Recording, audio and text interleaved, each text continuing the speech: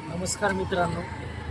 काल व्हिडिओ बनवला होता आणि त्यात काही आपले सबस्क्राईब आहेत त्यांच्या कमेंट्स आल्या की नेमकी प्रोग्रेस कशी आहे, वास येतो का, धुळीचं साम्राज्य आहे का, त्या सर्व गोष्टी होत्या.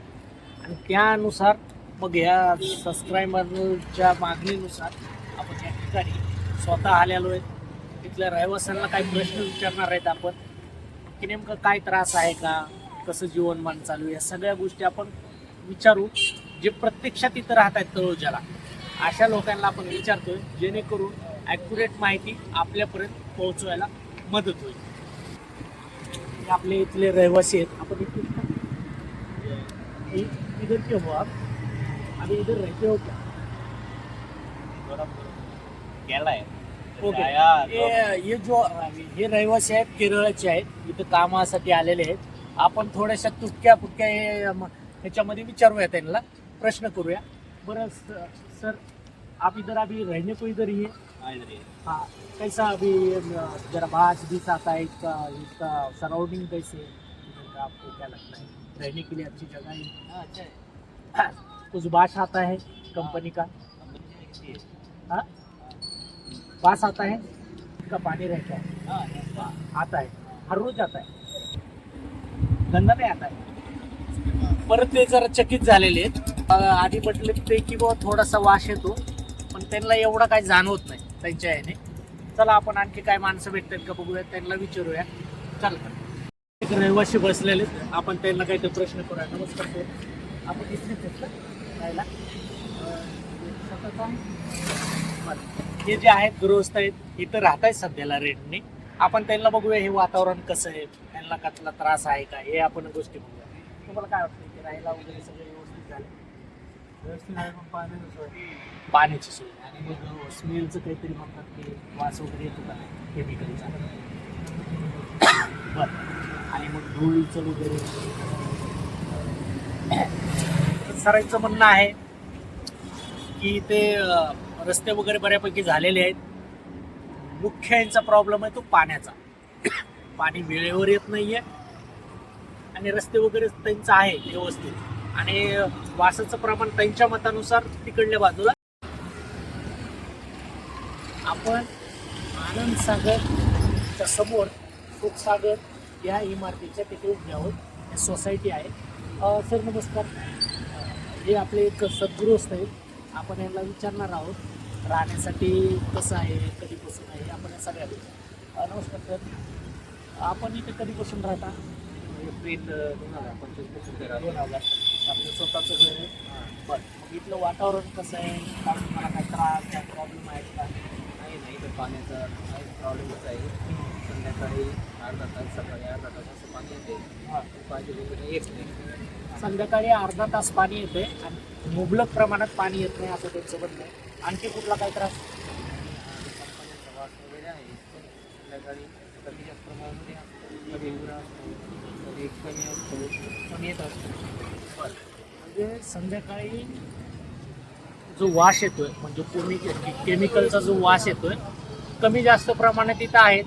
आणि मुबलक पाण्याचा ह्यांना थोडासा त्रास आहे. मुबलक प्रमाणात येत नाही, संध्याकाळचंच येत आहे. आणखी काय कुठल्या समस्या आहे? आणि आता इथं काम चालू आहे सध्याला. धुळीचा पण त्रास आहे. कदाचित अजून 1-1.5 वर्ष जाईल. काही मॅनेजमेंट सांगितलेले का 1-1.5 वर्ष काम चालणार आहे. तोपर्यंत इथं धुळीचा त्रास आहे. म्हणजे आजूबाजूच्या परिसरात जे बांधकामाचं चालू आहे, जे काय ट्रक्स वगैरे येतात सामान वगैरे घेऊन, त्याच्यामुळे धुळीचा सुद्धा त्रास यांना जाणवतोय. चालेल सर, धन्यवाद तुम्ही आमच्यासोबत बोलल्याबद्दल.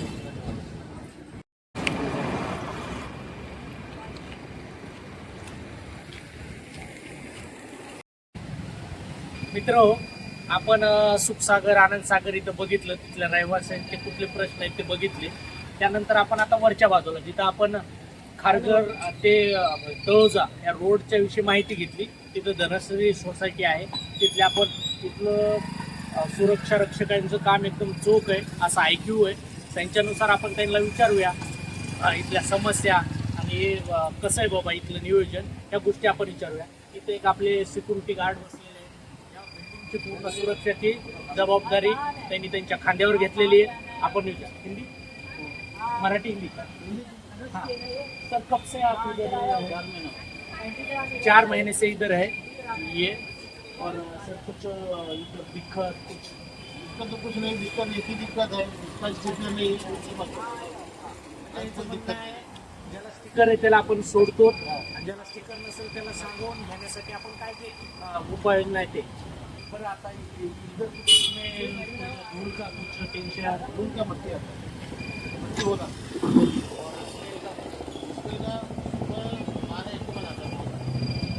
स्मेल 12 के बाद आता है और जो धूल है गाड़ियों की आ जाने की वजह से म्हणजे गाड्याच्या येण्या जाण्याने जी धूळ येईल त्याचा थोडा बहुत त्रास त्यांना आहे नंतर हे आपले दुसरे सुरक्षा रक्षक आहेत त्यांना विचारा सर काय समस्या वगैरे काय